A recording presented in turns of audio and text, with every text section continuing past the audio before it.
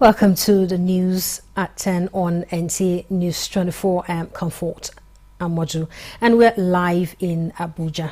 The headlines. Quest for economic boom, managers pinpoint technology and innovation as major driving force.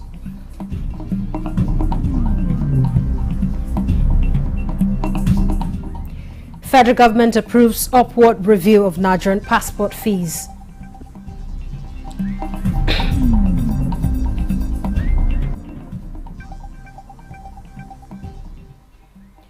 Beautiful life unfolds in northern Borno as displaced residents return home, embrace farm rush.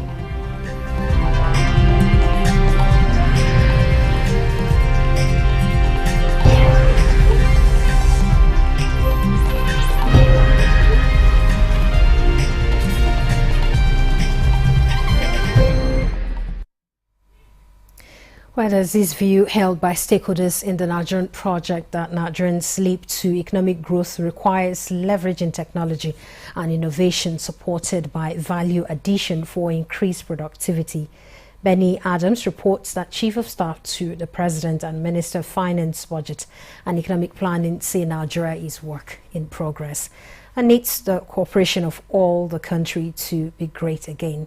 This was at a national economic dialogue with the theme Nigerian's Economic Future, 25 Years of Democracy in Abuja. The conversation here is reminiscent of Nigeria's economic growth in the last 25 years of democratic rule, challenges and prospects. The Nigerian project and the progress and prosperity of our nation's peoples depends on each of us knowing and operating in the knowledge that Nigeria belongs to us all. And we each have a responsibility to build a nation and leave a legacy we can be proud of. This is our great test and our most defining task. And it can only be achieved by our joint efforts as citizens. We have to interrogate what happened. Are there any frameworks, are there any instruments that nations such as China and the Asian countries have utilized that are not available to us or have not been deployed by us? We have had plans right from about 1962, the first National Development Plan. China is the middle of its 14th five-year plan. So these are some of the areas that we have to look. They have consistently planned and stuck to that plan. Protests have made us to listen more. Whatever we are doing, we have taken the message that we need to do more, we need to do better, and we need to do it in a hurry. We must strengthen our institutions, and we must promote transparency in governance to build trust and to attract investments. Rule of law, sanctity of contracts, and a transparent and accountable government are essential for creating an enabling environment for economic growth. Speakers opine that coming from acceleration to deceleration, resilience and stagnation in the last 25 years, and now volatility, the ballot should deliver on quick wins for economic growth. In Abuja, Benny Adams, NTA News. Federal government has approved an upward review of fees for the Nigerian passport. In a statement by Public Relations Officer of the Nigerian Immigration Service, Kenneth Udo, the new fees, which take effect from September 1st, 2024, is part of efforts to maintain the quality and integrity of Nigerian standard passport. With this review, a 32-page passport booklet with a 5-year validity currently charged at 35,000 naira will become 50,000 naira, while a 64-page passport booklet with 10-year validity, which is currently 70,000 naira, will become 100,000 naira. And the statement, however, indicates that the fees remain unchanged abroad. While expressing regrets for any inconvenience this increase might cause prospective applicants, the Nigerian Immigration Service assures Nigerians of its unwavering commitment to transparency and quality service delivery at all times.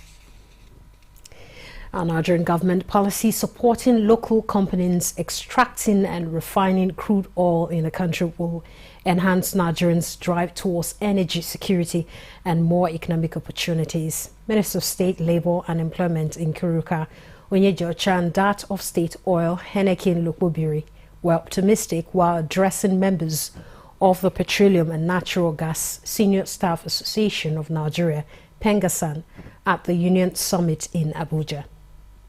Our current government policies to increase crude oil production, such as the executive order granting incentives to investors, an effort to tackle crude oil theft, were posited as positive moves already impacting on growth of the industry. Onshore and shallow waters, they want to go deep offshore. And if you ask me, I believe that we have IPPG members who have also developed capacity to be able to, operate onshore and shallow waters. At a time, as a Nigerian, you can never be even up to general managers. But today, it was Pengasan that fought for it. I said, no, we have Nigerians that are intelligent. We have Nigerians that will be able to deliver.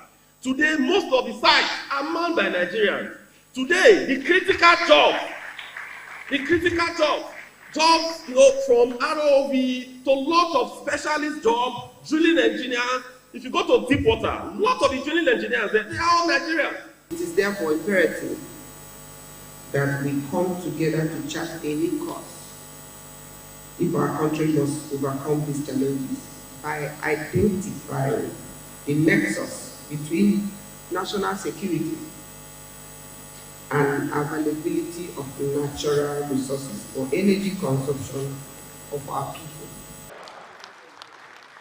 The engagement focused on implication of energy security, artificial intelligence, investments in the investment of crude oil theft on workers in the oil and gas industry and the country.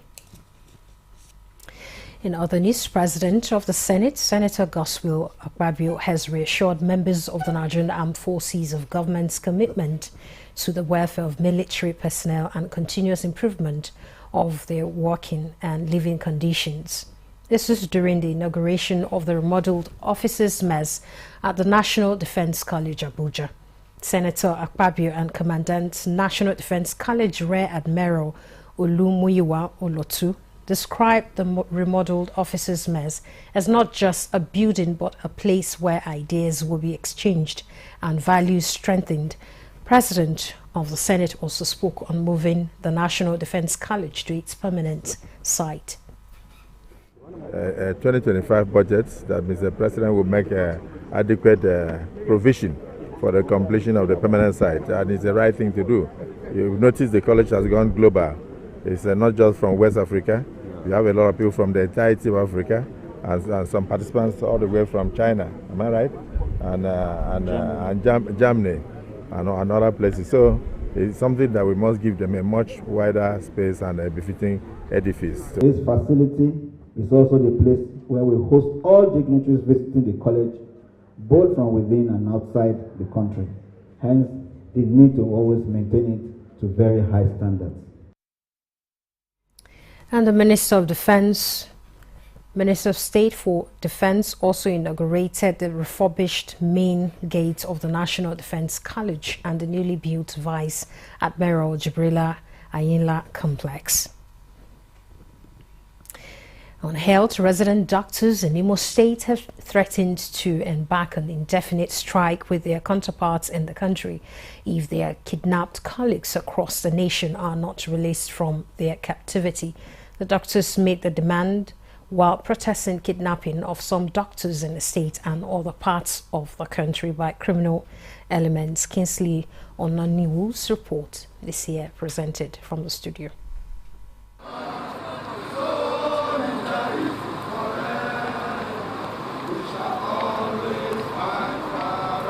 Those were members of the Association of Resident Doctors working in Federal Teaching Hospital, Owerri, who joined their counterparts across the nation in calling for a stop to unprovoked kidnapping and abduction of their members by criminal elements, as well as the immediate unconditional release of Dr. Ganiyat Bobola, who was kidnapped at her residence of work in the National Eye Center, Kaduna, 8 months ago, and other kidnapped medical practitioners in the country. This is a call on the government, this is a call on the security agents in the country to rise up to the occasion.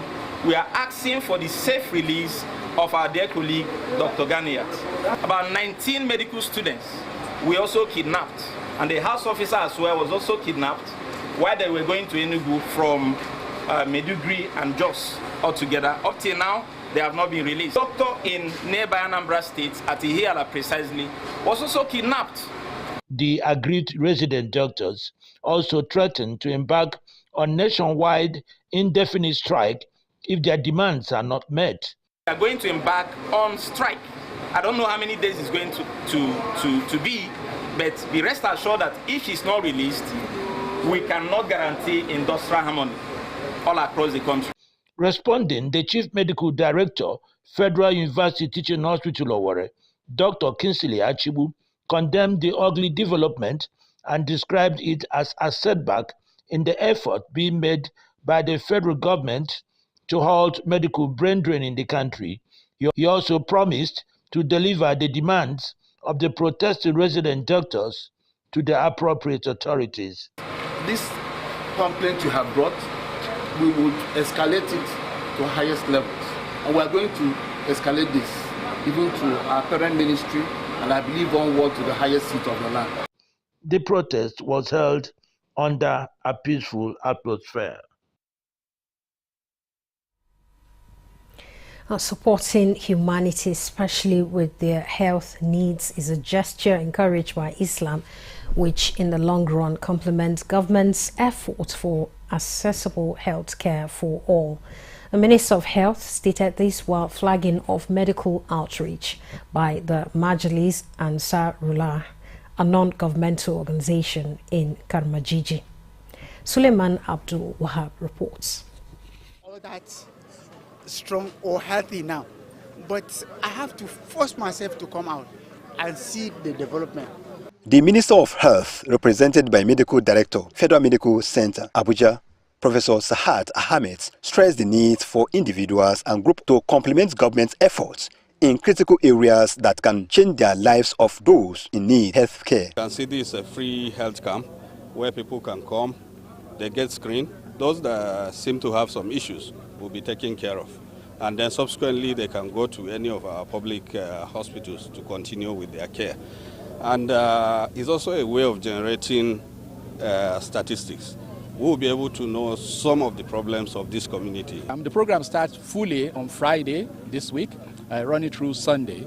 But as part of the pre-meeting program, it's this particular free medical outreach that were brought to Karimajiji within Abuja metropolis. So our message to the world is that be your brother's keeper. Quoting from the verses of the Holy Quran describing charity as a loan to Allah with immense reward, scholars from the Majlis Ansarullah stress the need to always assist each other through charity, hence the reason for this medical outreach. Which signifies that for Allah to mention health in the Quran, that means we know that religiously is very important, and also physically, and anything that we are going to do is know that health is one of the most things we should give more priority to. Then they should keep coming to help us, because there are many poor people that cannot afford medication. You see people that are sick, they cannot go to the hospital because they don't have money. The free medical services cover blood pressure, fasting blood sugar, eye service, general medical consultation, and health-related talk. In Abuja, Suleiman Abdul Wahab, Nta News. We're live in Abuja. More stories ahead. Stay tuned. The electorates, internal democracy, credible process, independent umpire, security, and the rule of law. These are the catalysts that propel free, fair, and credible elections. Join us every Saturday at 8:30 p.m. on Nta News 24 as we X-ray, dissect and analyze the various components of electioneering and the prospects of democratic consolidation in Nigeria. There is a breakdown in the structure of voter awareness. INEC is taking a backseat in voter awareness. Every political party has the duty also to play their role in voter awareness. Electoral Reforms Half Hour, brought to you by Peering Advocacy and Advancement Center in Africa, PACA, in conjunction with Nta News24 and support from MacArthur Foundation. Keep a date with us every Saturday at 8:30 p.m. and repeat broadcast Sunday at 2:30 p.m. on our various platforms. Don't miss it.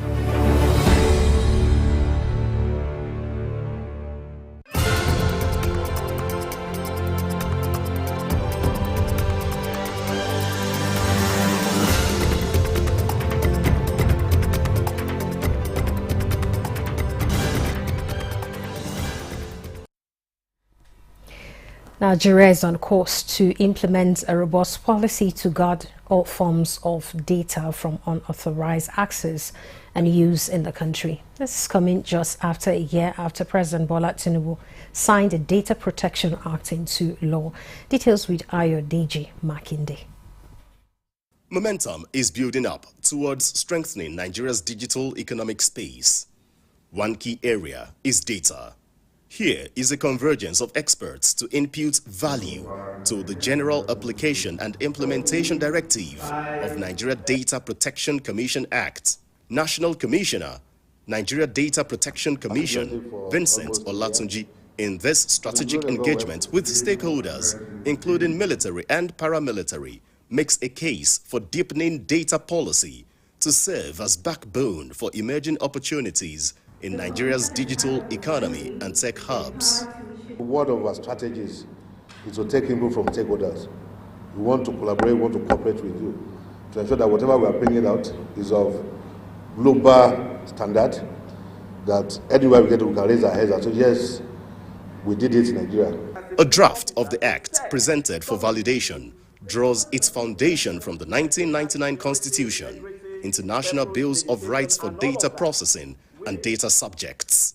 It also encapsulates the axial principles of necessity, duty of care, proportionality, fairness, and lawfulness. This national document, when it becomes fully operational, will prioritize privacy of data, the rights, the consent of data owners and users in the country. In Abuja, Ayodeji Makinde, Nta News. The Federal Road Safety Corps is to launch a mobile app to ease interaction between the Corps and the public for proper information dissemination and awareness to the public. Corps Marshal Federal Road Safety Corps Shehu Mohammed revealed this during a courtesy visit to the Director General Nigerian Television Authority, Saliu Abdul Hamid Dembos, with his management staff. Oyemi Ajayi reports. The first visit of the Corps Marshal Federal Safety Corps, Shehu Mohammed, to any media organization since assumption of office. He calls it a homecoming, basically to commend the NTA for its supportive role to the Corps for over 3 decades.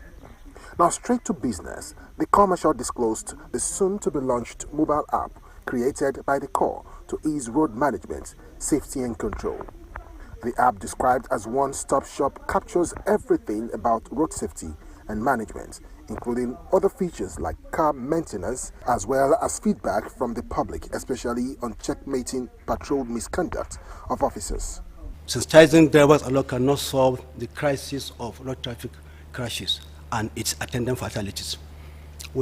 From our statistic, we have seen that for the first 6 months of 2023, there were almost 5,700 cases of road traffic accident. Compared to this year, another 6 months, January to June, we still had about 5,000. That's just about 12.5% reduction. But in terms of injury, we have about over 16,000, persons that were injured as at last year, first half of last year, and it's almost the same this year because the reduction was just 2.5%. And if you add up the injury and the deaths, that's just about 20,000 persons for the past 6 months of last year and this year, translating to 4 times the drivers. So we want to shift from the drivers' sensitization to commuters, passengers. Director General of the Nigerian Television Authority, Saliu Abdulhamid Dembos, assures the core of support and proper public enlightenment and publicity while condemning road and lane indiscipline of some recalcitrant drivers on the highways. I also acknowledge your concern about also commuters. It's not good enough because somebody is driving you, he drives you anyhow. You have every right to complain, and if need be, if the person is not adhering to the complaint, perhaps if you find yourself in the checkpoint, you should report so that at least the individual driver would be stopped and the necessary action be taken. Sheikh Mohammed is the 8th Corps Marshal of the Federal Road Safety Corps, thought to be appointed from the ranks and file of the Corps, first to be appointed from the position of the Assistant Corps Marshal. Oyeyemi Ajayi, Nta News. Now let's turn our attention to Borno State, where a beautiful life is unfolding in northern Borno, and it's giving hope to thousands hitherto displaced residents. This region had suffered great dislocation as a result of insurgency, but it's overcoming it with renewed confidence and sense of security. Hamis Rogo was on the road to Kukawa and captured a great scenario in Mongono, where hundreds of displaced citizens are back home and finding fulfilling life from the land they only know as home. When God decides to create northern Borno, he makes it green. He makes it such an extensive land, it does not seem to stop. Within that expanse, it's a soil fertile, not impeded by mountains or large trees. In the first decade or more, northern Borno, and in fact a significant portion of Borno State, went through trial of monumental proportion and created mass dislocation and anarchy. There is not a section of it not affected. Mercifully, peace is being achieved now, and many communities are resettled. Their test, however, is what do they come back to? With the guarantee of greater security and a ready land to receive them back, many of the returnees are on a smooth ride. We in particular ran into an amazing scenario in Mongono on our way to Kukawa, and despite our large train, we couldn't miss it. As we left Maiduguri, the Borno State capital, going to Kukawa, still in Borno State, we ran into an interesting scenario in Mongono. You know what? Hundreds of youth, women and children, we saw them coming out of the farm. They do not seem to stop. Their number does not seem to cease. You know what? It is interesting that most of the people that are living in these areas are people that have recently been resettled. Because of the activities of Boko Haram, they have been out of their homes for a long time. Now they have returned home and they have fully embraced agriculture. The people of Mongono were some of the earliest resettled communities in northern Borno. It is like the entire town find vocation in agriculture. Nobody seems to miss out. We actually call these lovely things of their return. Many are coming back with the firewood. Many only had their farm implements. One thing is clear though. The farmlands seem to be distant from the town Mongono. By implication, there is an improved sense of security among the local community. They can trek long distances. Last year the harvest was poor, but we have hope for a better harvest this year. I am a returnee. We farm what we eat, and we are happy. Last year the harvest failed, but if rain is sufficient this year, we will have enough to eat. One of the most abiding features were of trucks that are loading farmers back from their farm. It is a miracle those communities still have them around. Now northern Borno, insurgents release burning houses and cars. In the meantime, the vehicles seem real farm companions. Again, northern Borno is one of the most fertile areas of Nigeria. The people within the catchment area have this amazing gallery of crops at bonfire level without recourse to fertilizer. The soil takes care of that. In definite areas, cropping there is 3 times a year, and the soil produces with integrity. Crops apart, Fishing is an all-year-round activity and extensive, thanks to proximity to channels of Lake Chad.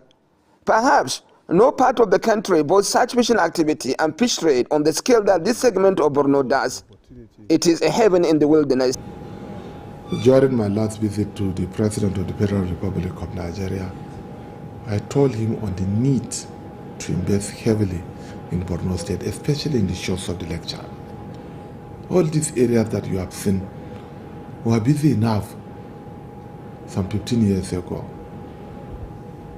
Lake Chad shores within Borno State provide food to about 10 million Nigerians hitherto. But because of the crisis, the activities have been reduced. But we have seen it now. From Maiduguri to Baga, 95% of the land mass were cultivated. But you are right, we still have more vast land. As we leave Munguno, I must say we ran into more compelling scenarios which we are sure to share with you. In Munguno town, Mohammed Hamis Rogo, Nta News. We shall bring you more of his findings as he continues his journey in Borno State. And on that note, we conclude the news at 10. Thanks for watching and comfort. I'm Modu. Good morning.